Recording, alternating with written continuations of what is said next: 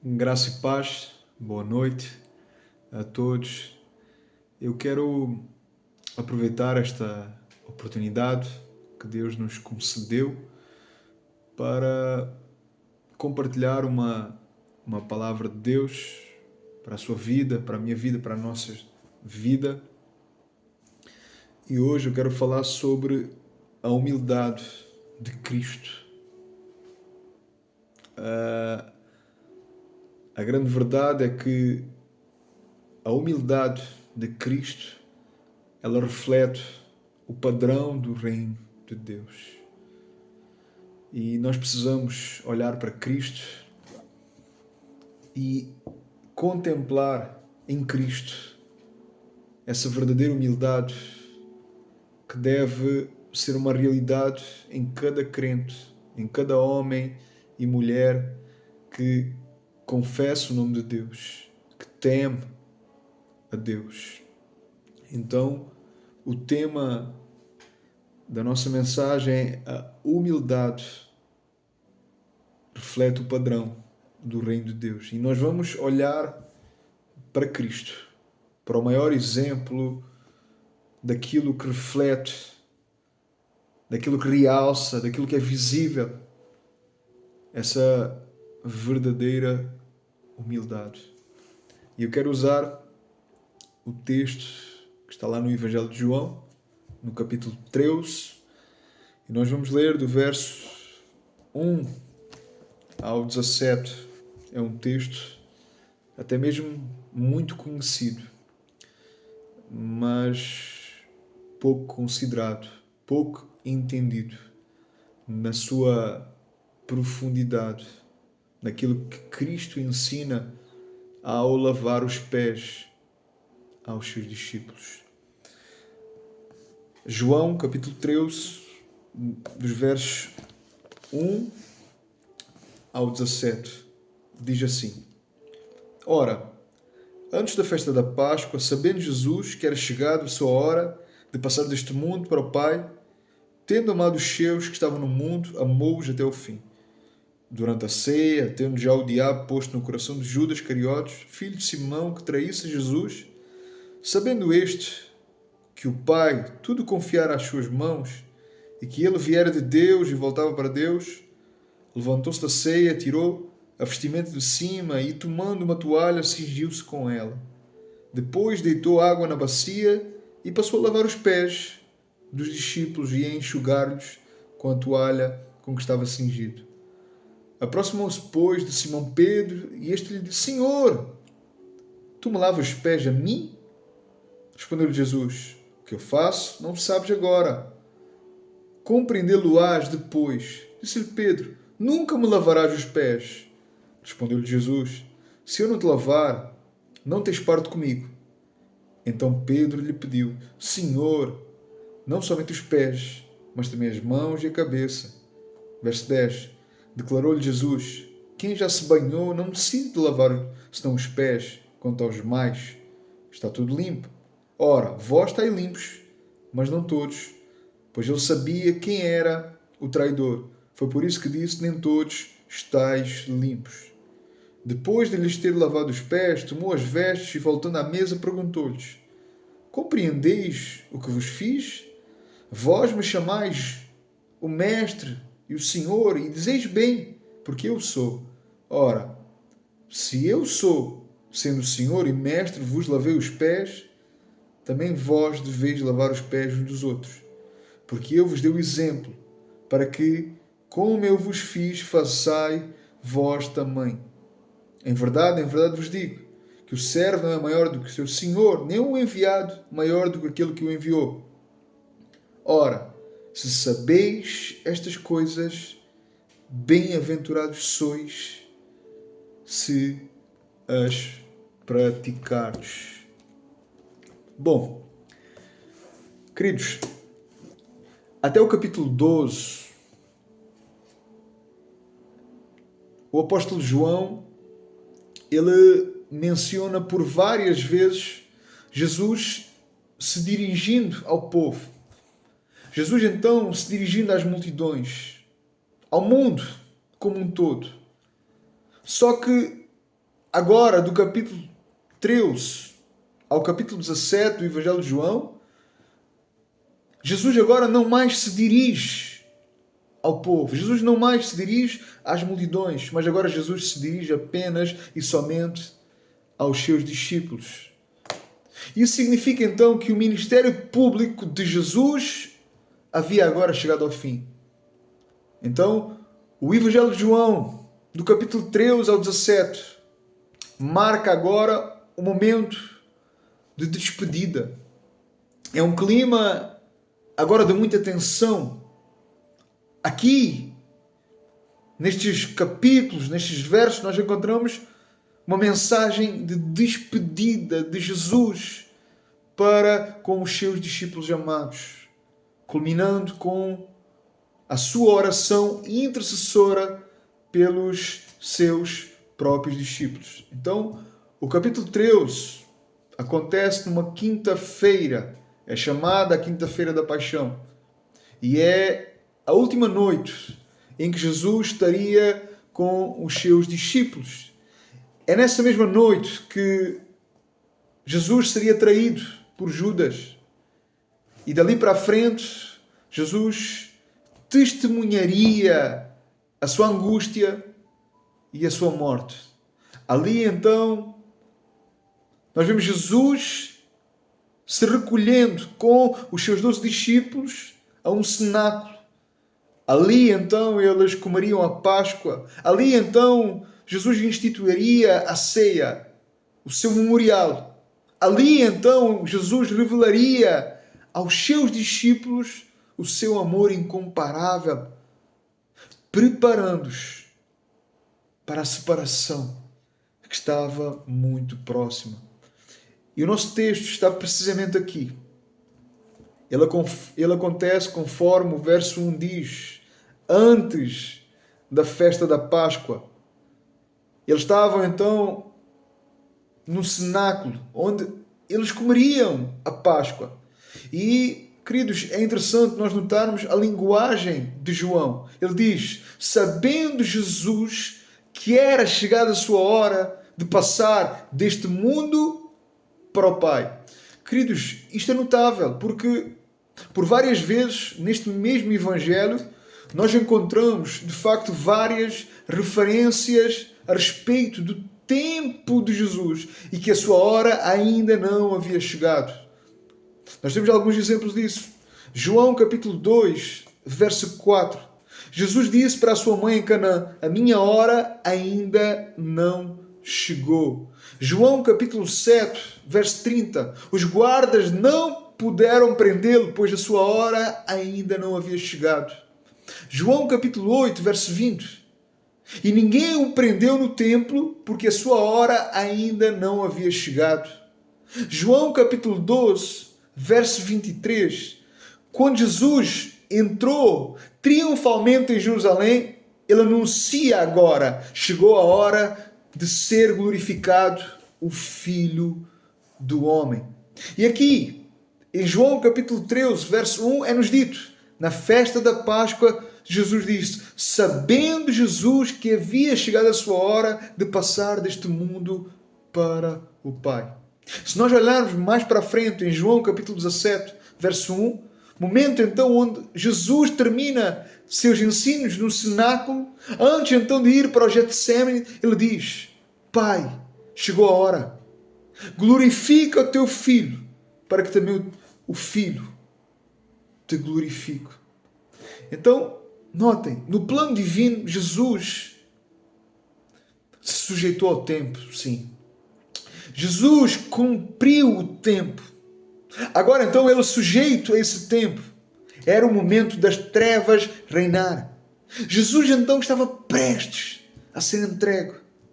E no próprio texto, afirma que Jesus, estando no mundo, amou os seus até o fim.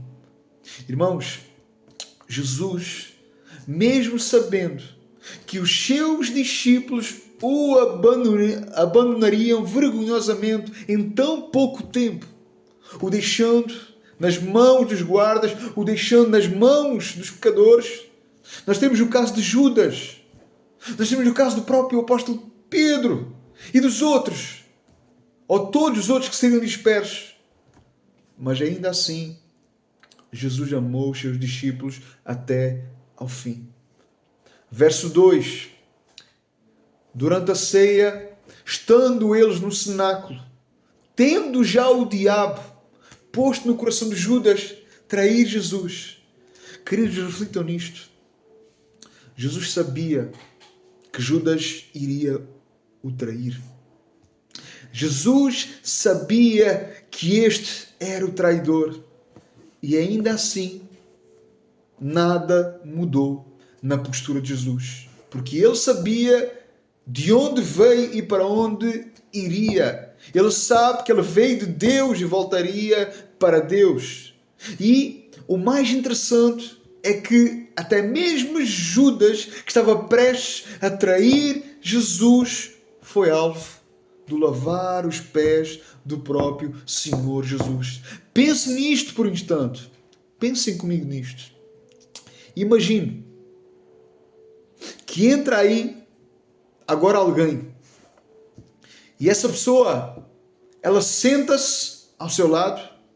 Essa pessoa, ela, ao sentar-se ao seu lado, você passa a abraçar essa pessoa. E durante esse abraço, no momento desse abraço, na hora desse abraço, o Espírito de Deus lhe diz: esta pessoa que está te abraçando, ela vai te ferir. Ela está planeando a tua morte e tu vais morrer. Eu pergunto, como você lidaria com isso? O que você faria diante disso? Pois bem, Jesus conhecia Judas. Jesus sabia que o diabo havia entrado em Judas. E Jesus sabia qual o papel de Judas naquela hora. Mas mesmo assim, ele também lavou os pés do próprio Judas. E é importante, neste momento, entendermos que esse ato de Jesus a lavar os pés dos discípulos, até porque esta é uma parte da Escritura muito citada, muito conhecida, mas de facto pouco entendida. Bom, antes de tudo é importante nós entendermos que esta prática de lavar os pés, ela era uma prática comum no Médio Oriente. Aliás, ainda hoje o é.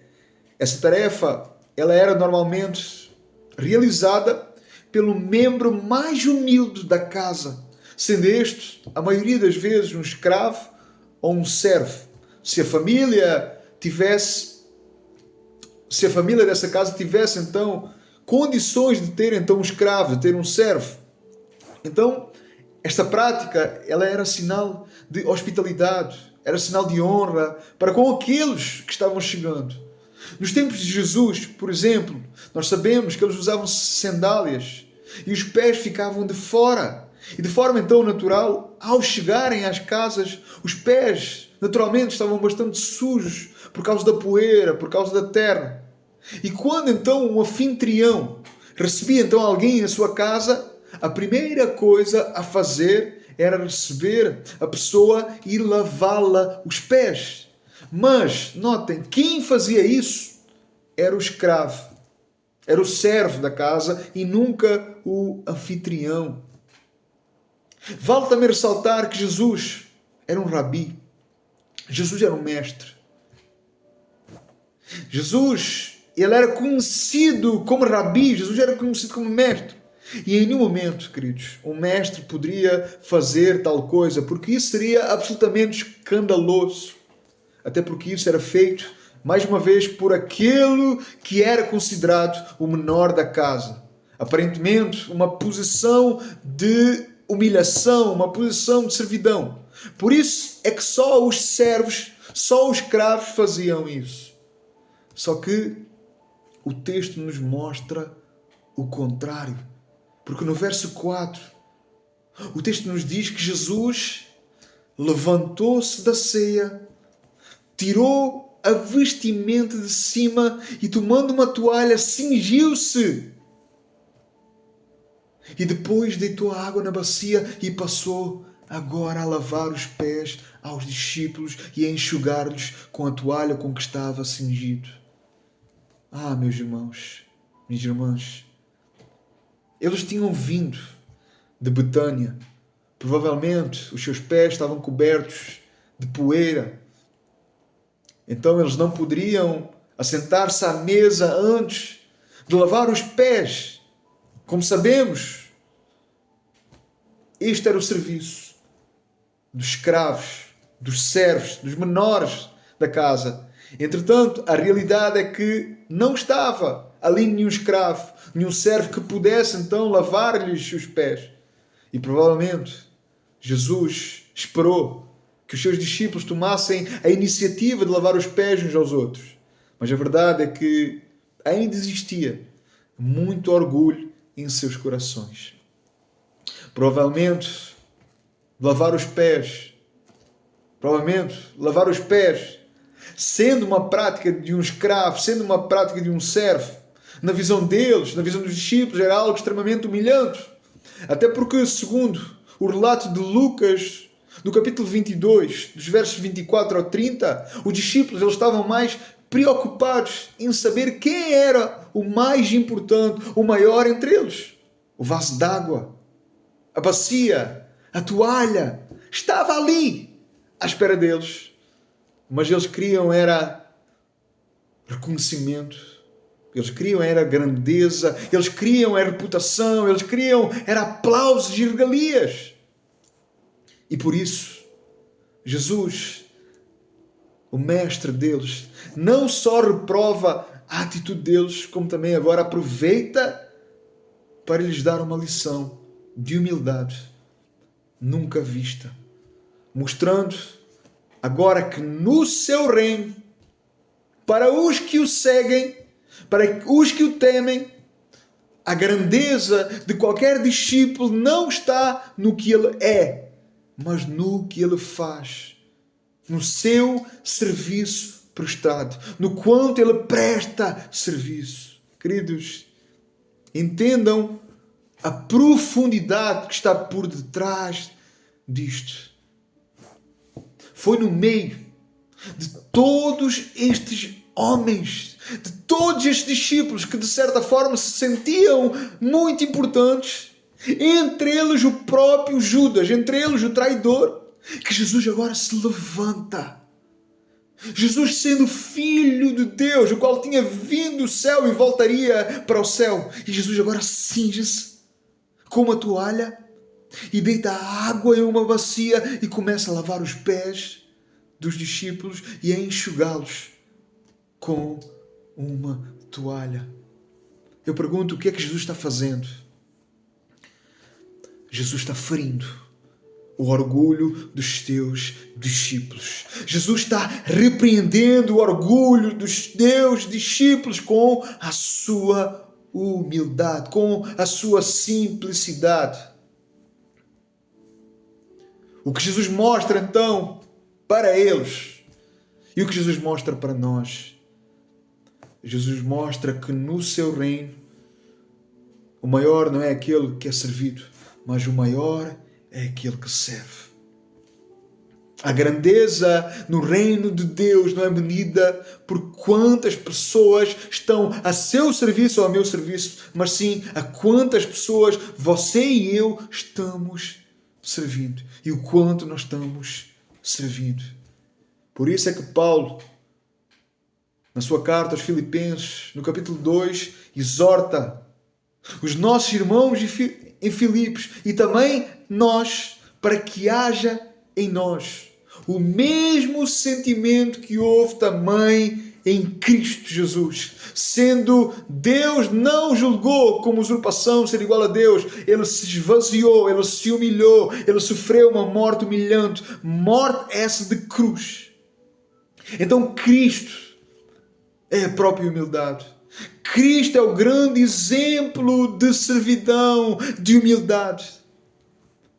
Jesus, sendo o soberano do universo, cingiu-se com uma toalha. Sendo o Rei dos Reis, inclinou-se para lavar os pés sujos dos seus discípulos.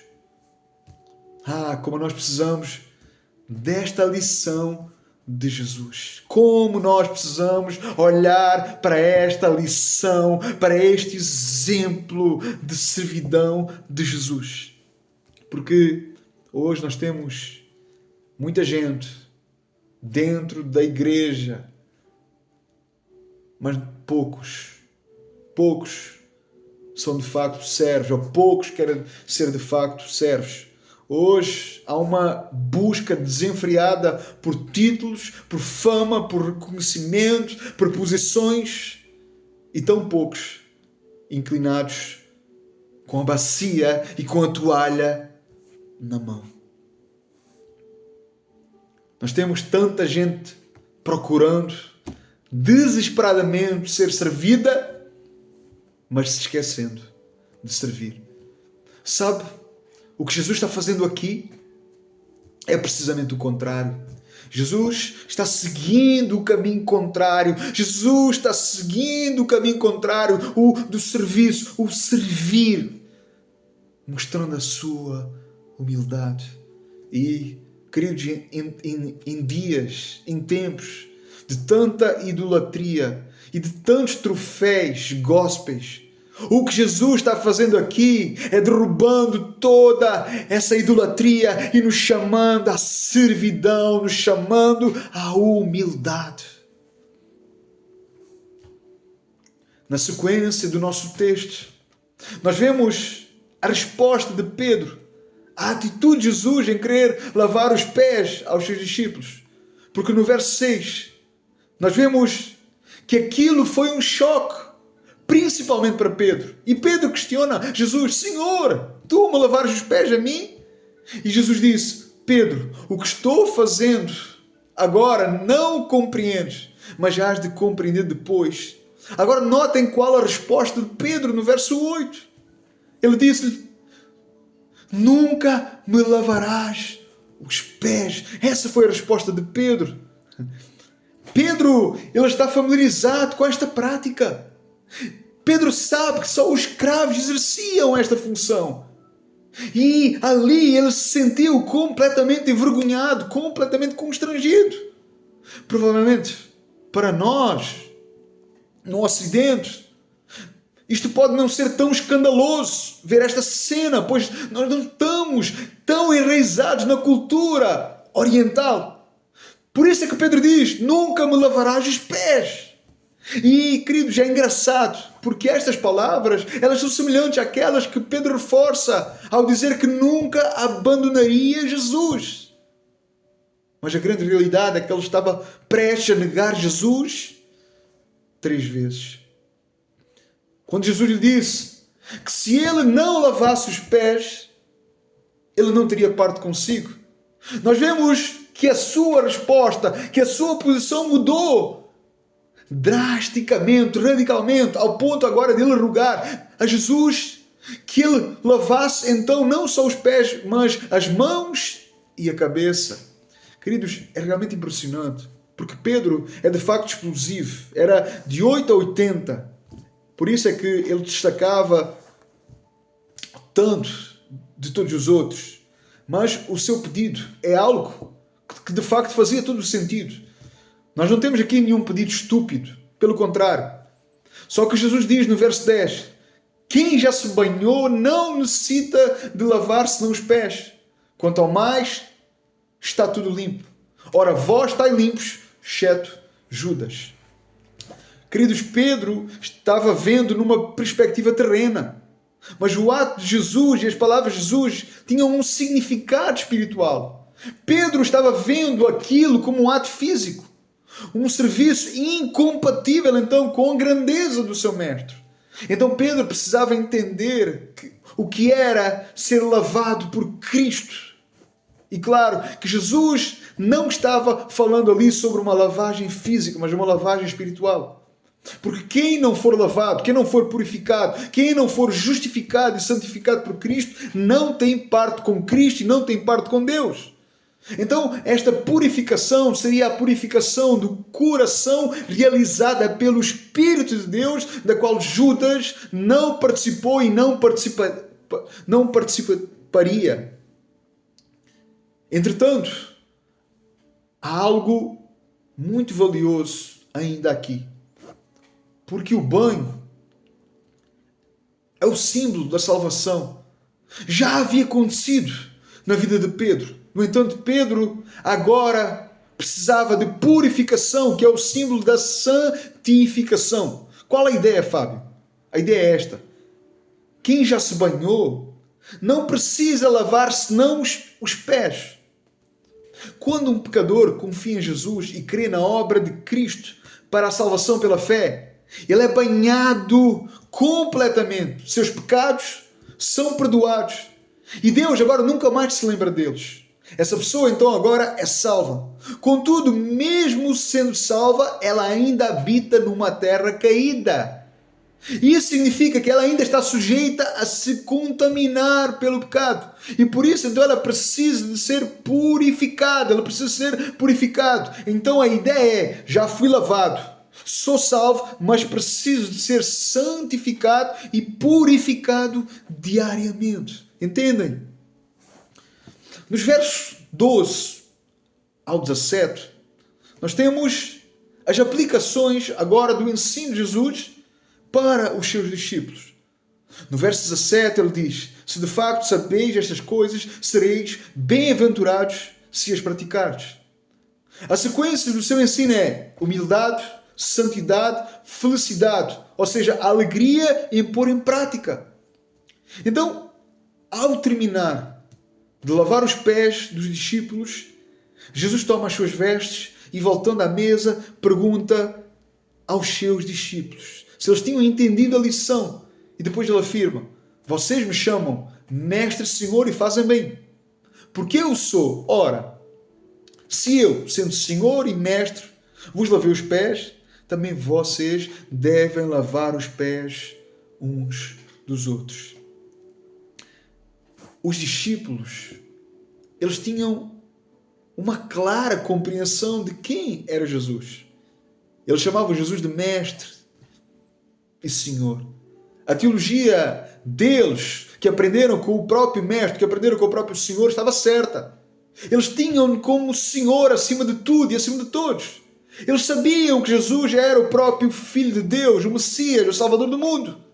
Entretanto, sem deixar de sê-lo, Jesus agora lavou os pés aos seus discípulos. Ele, sendo o maior, fez o serviço do menor da casa. E agora então os seus discípulos deveriam servir uns aos outros em vez de disputarem entre si quem era o maior entre eles.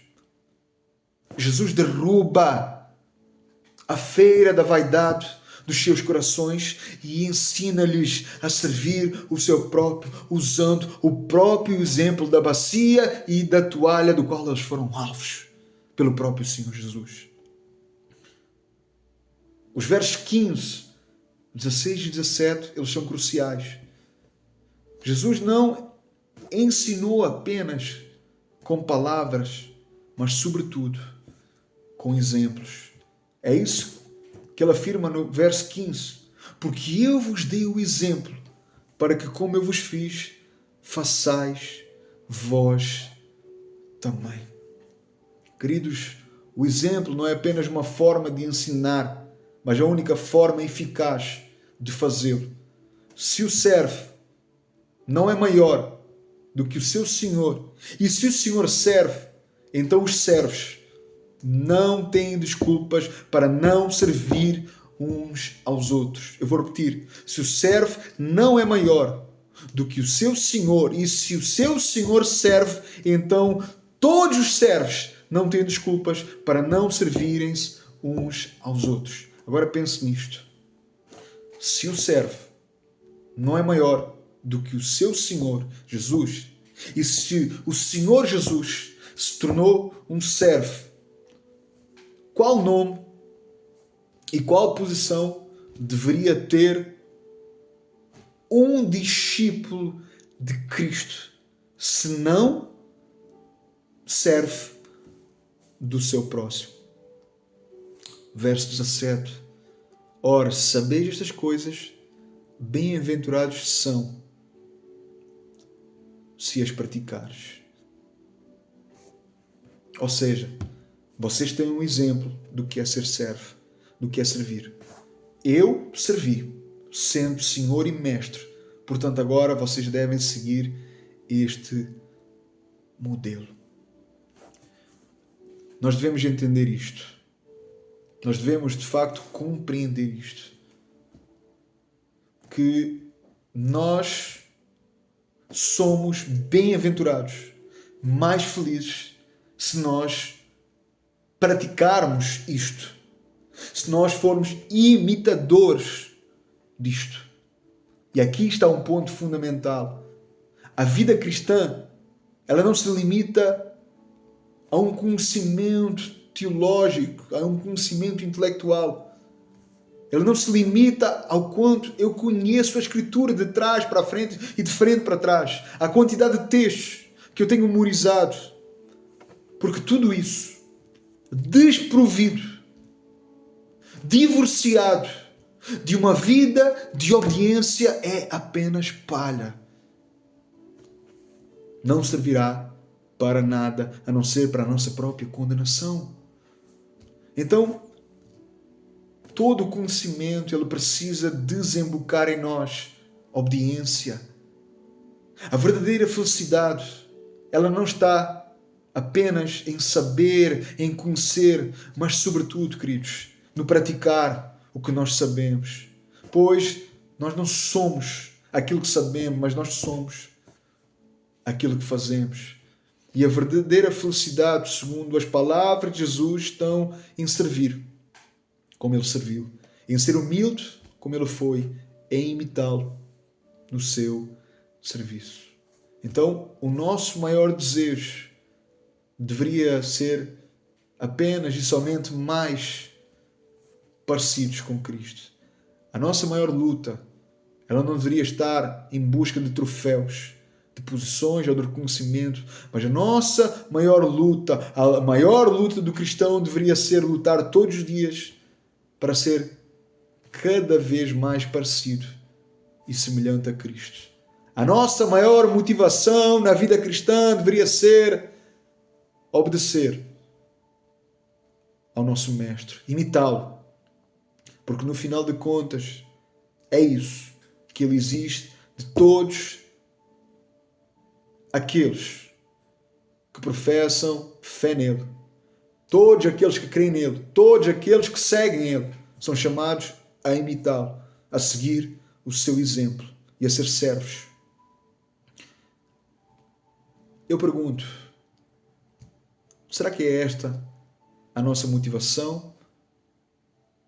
Será que é esse o nosso objetivo de vida? Será que é esse o nosso estilo de vida, em querer ser cada vez mais parecido com Cristo? Será que é isso que nos move? Cristo, ao olhar para nós e à luz das suas palavras, no verso 17, porventura Cristo poderia me chamar a mim, Fábio, de bem-aventurado? Será que Cristo poderia lhe chamar de bem-aventurado, de bem-aventurada? Porque o conheces, porque conheces a sua doutrina, porque conheces a sua humildade, porque conheces o seu serviço e por causa disto estás praticando e seguindo isso em tua vida? Como Cristo nos chamaria? Como nós seríamos mencionados por Cristo aqui mesmo, precisamente agora, neste momento? Será que nós nos contentamos apenas em desejar ser servos de Cristo? Ou será que isso não é suficiente? Ou será que nós queremos mais alguma coisa? Isso não é suficiente para nós? Essa é a pergunta que eu deixo. Se o nosso desejo de facto está em servir o Senhor, em imitá-lo, em seguir a sua simplicidade e a sua humildade, que reflete o padrão do reino. Que Deus nos dê corações segundo o seu coração e que possamos enxergar quem nós somos e como nós temos vivido esta fé da qual nós cremos e da qual nós professamos. Deus nos ajude. Deus abençoe a sua vida. Em nome de Jesus.